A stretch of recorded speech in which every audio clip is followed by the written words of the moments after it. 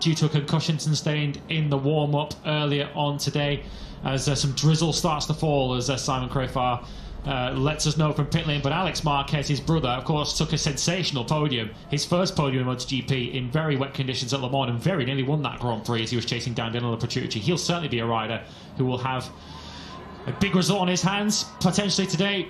Certainly a bigger result than he thought when he qualified 18th yesterday.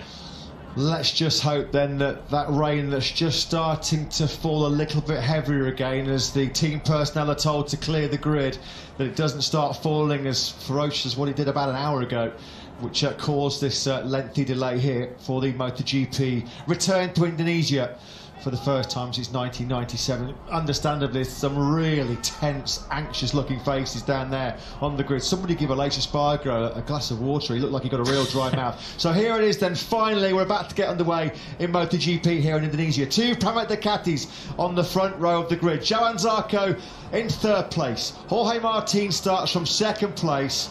But it's the reigning world champion Fabio Quartararo who starts from pole position in our first Indonesian Grand Prix in 25 long years. Don't go anywhere, folks. 20 laps of pure drama and theatre coming your way in MotoGP. Up next.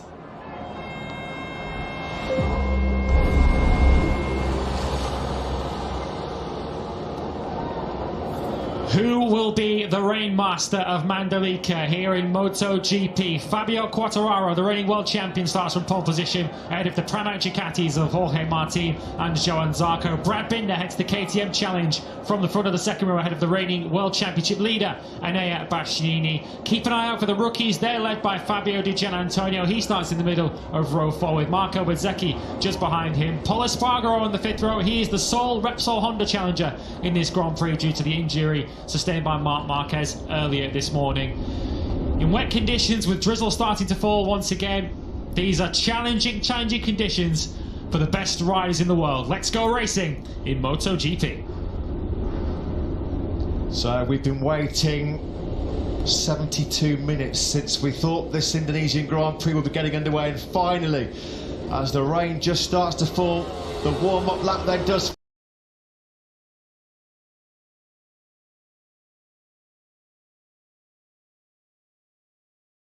Halo,